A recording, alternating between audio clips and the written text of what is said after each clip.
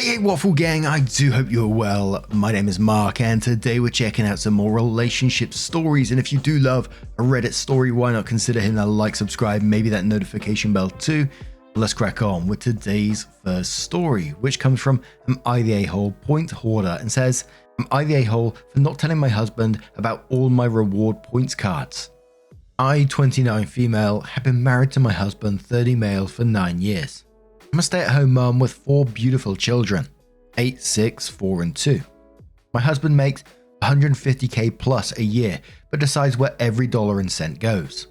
50% to day-to-day expenses, 25% to the children's education savings, 10% to family savings, 7.5% to his personal spending, and 7.5% to my personal spending. Any bonuses he makes or money back from taxes goes immediately into retirement. Doing it this way leaves us no money for vacations or big trips.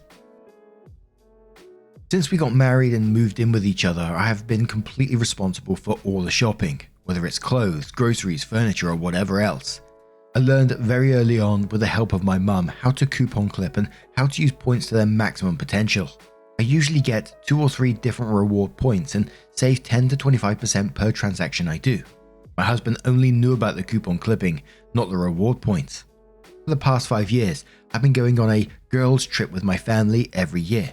I've been telling my husband that my sisters-in-laws, mom and grandma have been paying for me to go since I can't afford it, but in reality, I've been using the reward points to pay for the ticket, using rewards to pay for our groceries, and using my difference to pay off my credit card so that I'm able to go on the trip. This year, my brothers-in-law's father and grandfather decided to do their own boys' trip and invited my husband. My husband told them that unless they can help him as the girls help me, he would have to decline the invite. My brother responded to him with, "What do you mean? She says you pay for her to go."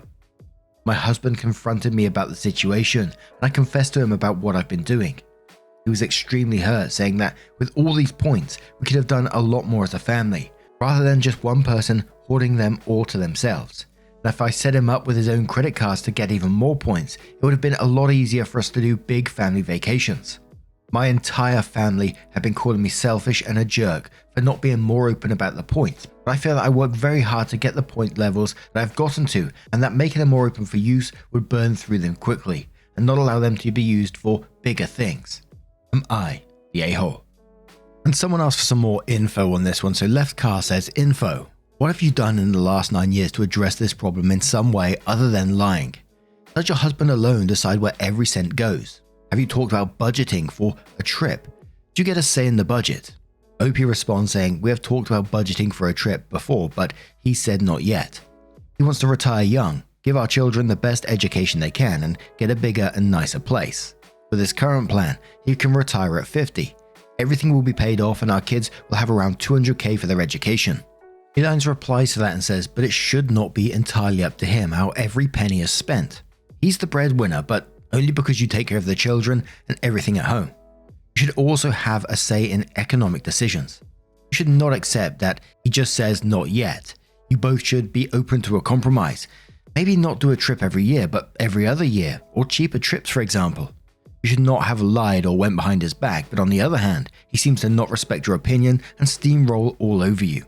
And Johnny Pasanda comes in with, and by burn through them quickly and not allow them to be used for bigger things, you mean use for things for somebody else and not just for you. You're the a-hole. You've been deceptive about this with him for years. You should also sit down and revisit his budgeting numbers. I appreciate his frugality and his long-term planning, but 9 years without a vacation? Yeah, no. Jeepers Creepers says you're the a-hole, mostly for the lying, but also your budget is very neatly split into common household expenses and personal spending. You leverage the common household expenses to increase your personal spending capacity. Your husband is right.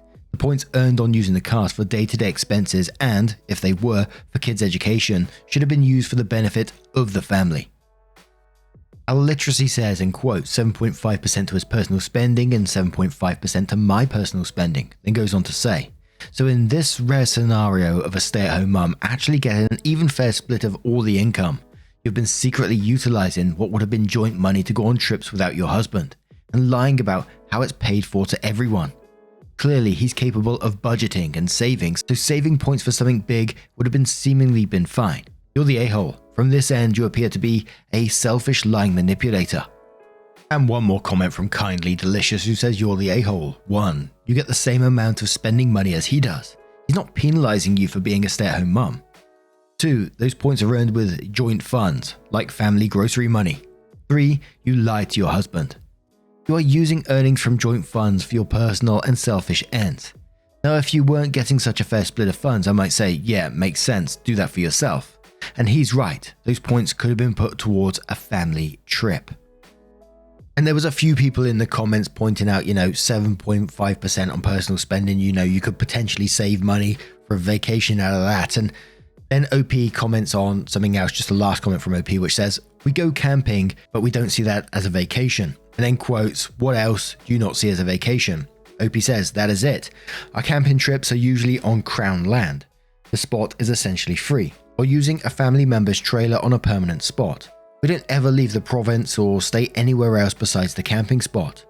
We will do day trips for skiing/snowboarding, but the mountains are very close. To tell you the truth, I don't know why I lied to begin with. I continued to lie for fear of disappointing him or hurting him. I really enjoyed having the points to myself and using them for whatever I wished.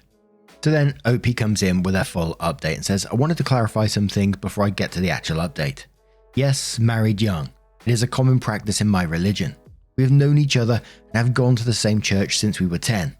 We dated while we were teenagers, but always knew we wanted to marry each other. He proposed to me the second he saw me after coming home from his mission, and we got married 6 months later. This was exactly what I wanted. My husband is not abusive. While he does dictate how much we spend and on what, he doesn't even look at the accounts, except for maybe once every 3 months. Almost everything is automated. I know more about what goes on in that account than he does. He does not hold the money over me.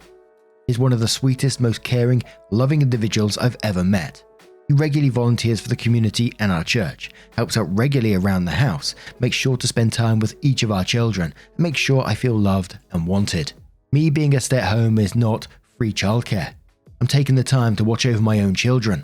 They are as much mine as they are his. Saying it is free childcare would be like calling my husband a free gardener every time he mows the lawn, or calling me a free maid every time I clean the house. I agreed to the budget early on. It seemed like a good plan, and we agreed that it would change and grow as our family does, and he moves on in his career. Now on to the update. If I filtered all the he is abusive posts out of the rating, it is clear that I am the jerk. I honestly don't know why I lied about it in the beginning, but I know I carried on the lie because of the shame and fear of disappointing or hurting him. When I found a way to go on these girls' trips, I was proud of the fact that I was able to do it my own way, which is why I got selfish with the points. This wasn't fair. Last night I made my husband a cup of tea after the kids and we sat down and talked it out. I talked about my desire to see the world as he has. He went to Italy for his mission, and how I have only ever been to Utah and my own province before going on the girls' trips, most of which were a week in Mexico or on a cruise. He told me that he wishes that I included him in his plan as he includes me in his. He was hurt that I felt I had to hide the cards or how I'm paying for these vacations. He also told me that next year his boss is planning to retire and he is next in line for succession. The position would give him more vacation, a larger bonus, and $50,000 a year pay increase. We have been talking about it this week, and he was waiting for the weekend to tell me. He is happy with our budget the way it is, and with this pay increase, we could use the entirety of it for family vacations, with the addition of the points that he will now help me get. We could probably go on 2 big trips a year. This made me feel a lot better about the future. So this weekend, thanks to someone who posted that I could be doing better, we are modifying my points gathering, applying for some new cards for him, and planning our first real vacation as a family for next year. I cried when I read a lot of the posts. I felt a lot of shame for how I behaved, but I also felt very sad that anyone could think my husband was abusive. Please ask for more clarification before jumping straight to the he's abusive, leave him, or prepare for him to leave you. Not everyone is like that. Now, I'm going to turn this one to you guys. What do you guys make of this situation?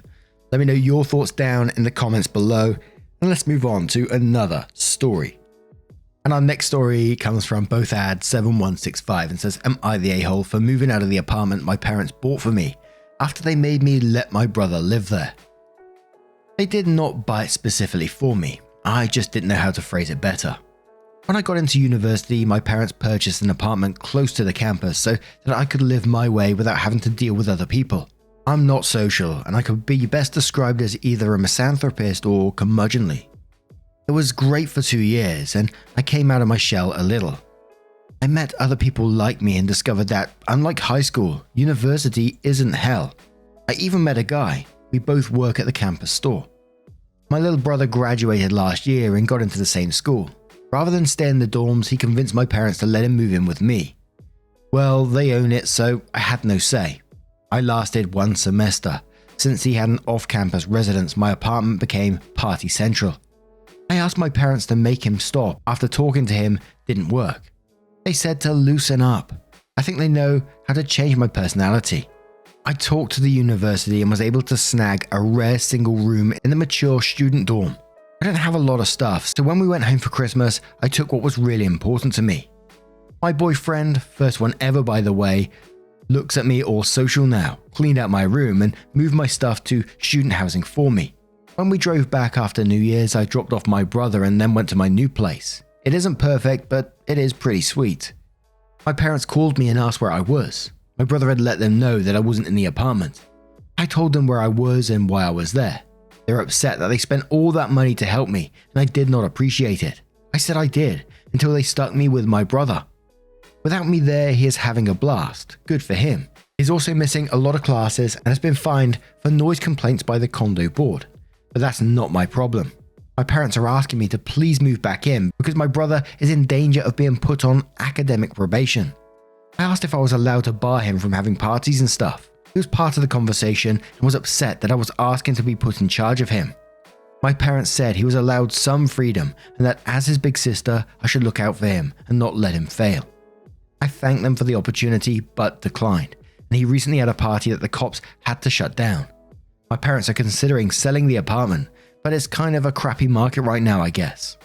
I feel bad that they might lose money after doing something so awesome for me. I feel bad that my idiot brother might have to take time off school to calm down. But I don't think I'm the a-hole. They all do though. Now this is just a pretty simple not the a-hole to me in this situation. You're not responsible for your brother's actions and, they're not making you comfortable. He's partying all the time. He's getting fines and police coming round. Why would you want to be a part of that? And your parents are basically just putting the parental responsibilities onto you. Why would you accept that? That's bizarre. And instead of backing you, telling him to calm down, and then it sounded like you would have stayed with him. They basically double down themselves and says, he's got to have some freedoms and you've just basically got to accept that. Hell no, you don't. Don't blame me for getting out of there. But Croc of Pot says not the a-hole. In quotes, I asked if I was allowed to bar him from having parties and stuff. He was part of the conversation, was upset. I was asking to be put in charge of him. My parents said he was allowed some freedom and that as his big sister, I should look out for him and not let him fail. It then continues to say, your parents want to spoil their son but blame you for the consequences of their crappy parenting. You're 100% right to wash your hands of it. Hands off my donut says not the a-hole. You're not your brother's mother. If your parents want him in a more controlled environment, they can have him live on campus. Well, he'll have to abide by the rules, and then you can move back into the apartment. Futastic says not the a-hole. Your parents bought the condo knowing you weren't social and thought this would be a great solution. Even though it's your brother, if he acts worse than a roommate in the dorms, it makes no sense that this would work for you. If I understand correctly, you offered to move back if he agreed to no parties. That is more than fair on your part. And one more comment from Honey Smile, who says not the a-hole. Why should you have to parent your younger brother simply because your parents don't want to?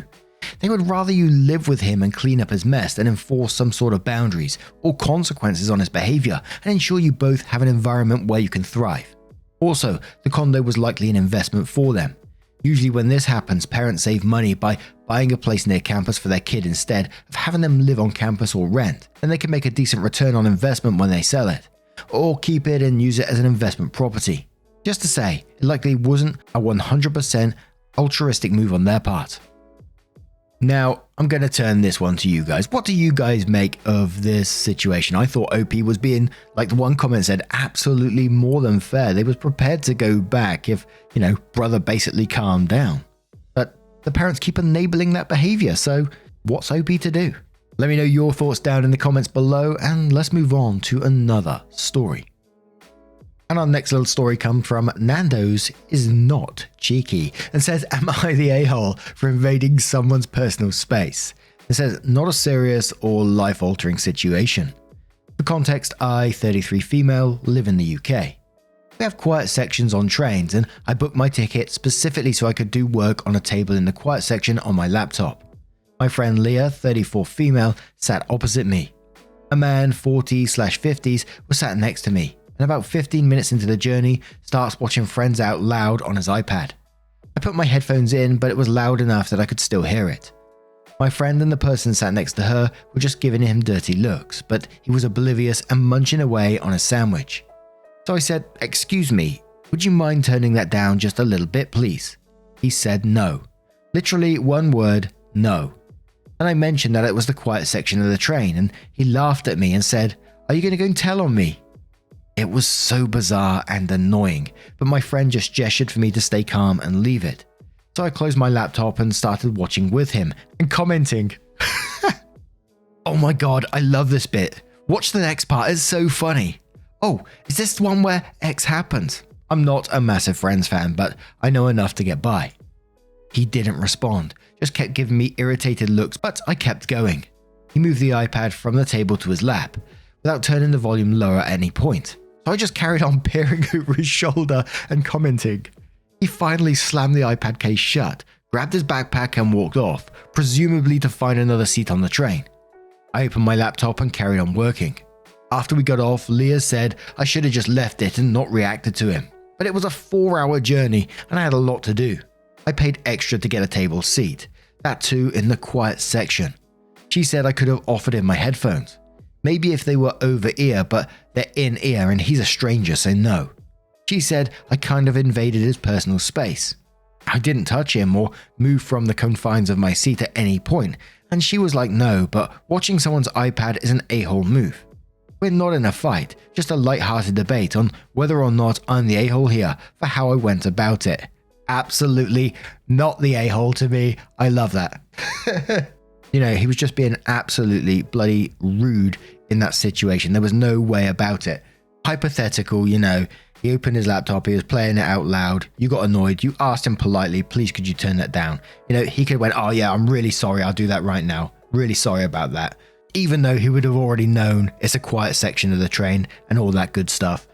He could have apologized, moved on, and OP would have been cool about it. But no, he was rude about it, just no, and carried on doing exactly what he was doing. And as I was reading that, it almost felt like he was looking for that kind of reaction. I know he probably wasn't, but it almost felt like he was. But we're going to start in the comments with just Rel stuff who says not the a-hole, and Leah needs to stop being such a doormat. I do wish the guards would enforce the quiet zones, but the a-hole-ish reaction of the guy you encountered does make me realize why they don't want to get involved. Their job is bad enough already. OP responds saying Leah is a bit of a pushover. At the point she was like, you could have given him your headphones. I was like, babes, you're having a laugh. And 100%, I knew involving a guard would just escalate the situation and also made me feel really childish and snitchy after his comment. Mama Grump says not the a-hole. Leah is though, just as much as that annoying guy. If she had aimed her comments at the guy as forcefully as she did to you, he probably wouldn't have been so rude. And backup from the other people at your table would have been nice. I find typically people who are like Leah aim their annoyance at friends because it's easier and safer than aiming it at strangers. She needs to build up her confidence a bit more and stop being a pushover. I don't think she's mad at you, she's mad at the rude guy and probably a little mad at herself for not having the courage and fortitude you have. Let her know you won't stand being her soundboard when she is annoyed. She couldn't handle a situation as well as you did. Definitely don't listen to her or you'll both end up meek little mice instead of a mouse and a lion. Lol. And I'm going to stop with the comments there because they're pretty much all the same. Congratulating OP, yeah, absolutely you did the right thing in that situation. But it gave me a flashback to when I used to work in Bicester. And I used to have to get 2 trains every morning to get to work. I would have drove, but my company paid for the train, so free transport, I'm not complaining about that. And every morning you would generally see the same people, and he would always sit in the same carriage. And the first couple of times I didn't sit in the same carriage as him, but one time I did sit at the very back of this carriage, and he used to wear some headphones. And I don't know what it was. It wasn't a quiet carriage or anything like that, so it was absolutely perfectly fine. But he would have headphones on. He'd be watching his iPad. I don't know. I still don't know what he was watching to this day, but it must have been hilarious because he would laugh out loud and it'd have me in absolute hysterics. I loved it. It got my morning going perfectly. It was just that kind of contagious belly laughter he had. And like sitting from behind, like I sat right at the back and he was sort of towards the middle of the carriage. I could just see like his left shoulder poking out from the seat and the top of his head, and it would sort of bob up and down when he was laughing. Anyway, just a little one there from me. Bro, don't know why I even told that story. Anyway, thank you so much for being here today, for sharing your love, time, and support. Absolutely always love it. Thank you so much, and hopefully I will see you in the next one. Take care. Oh, I'm in tears already. Why am I laughing at that? Thank you so much, and I'll see you soon. Much love.